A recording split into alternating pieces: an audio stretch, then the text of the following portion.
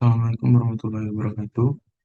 Perkenalkan nama saya Ade Pramana Trisnaptanta dengan NIM 1D1222001. Kali ini saya akan mengenalkan tentang wet process dan dry process.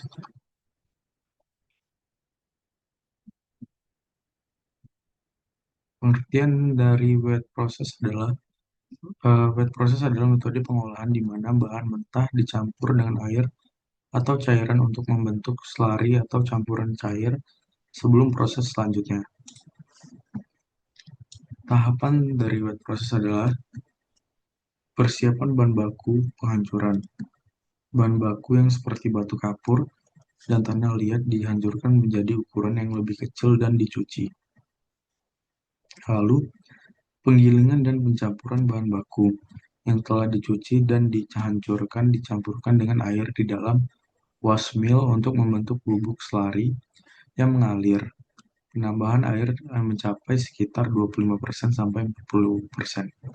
Slurry diaduk hingga homogen, kemudian dipompa ke tangki penyimpanan. Pembakaran slurry yang homogen dimasukkan ke dalam tanur putar atau rotary kiln yang besar. Di dalam tanur, air menguap lalu bahan baku dikeringkan dan dipanaskan hingga terjadi proses kalsinasi untuk membentuk klinker. Lalu pendinginan dan penggilingan akhir klinker. Panas yang keluar dari tanur didinginkan.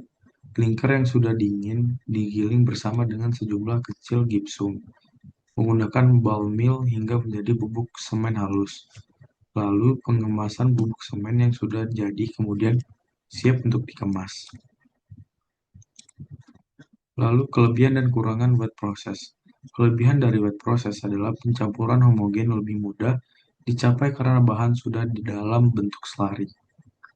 Lalu debu berkurang karena material basah lebih ramah lingkungan. Cocok untuk bahan yang memiliki kadar kelembapan tinggi atau sulit digiling dalam keadaan kering.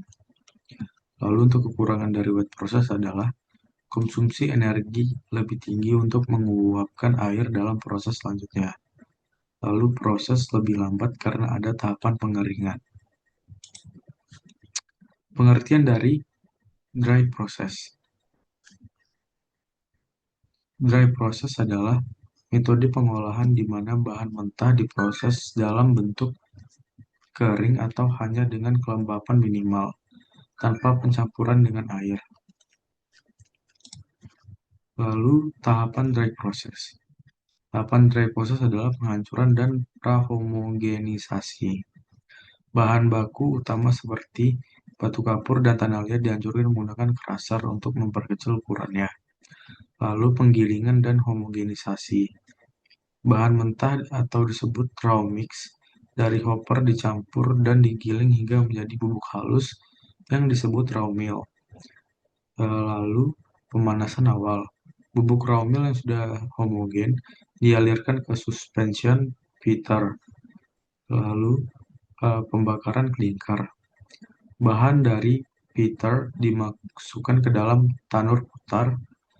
Di dalam tanur, bahan dipanaskan hingga suhu tinggi sekitar 1500 derajat Celcius.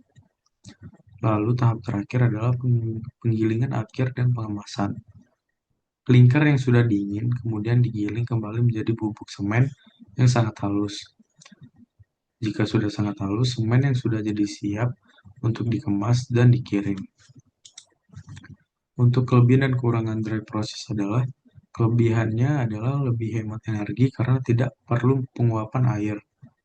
Lalu proses lebih cepat dan efisien. Lalu lebih cocok untuk produksi skala besar. Kekurangannya adalah potensi debu tinggi, bisa menyebabkan polusi udara. Lalu pencampuran bisa kurang homogen dibandingkan proses basah. Kesimpulannya adalah pemilihan antara wet dan dry process tergantung pada jenis bahan yang diolah, lalu skala produksi, lalu ketersediaan energi, dan pertimbangan lingkungan dan biaya. Sekian pengenalan wet process dan dry process dari saya. Assalamualaikum warahmatullahi wabarakatuh.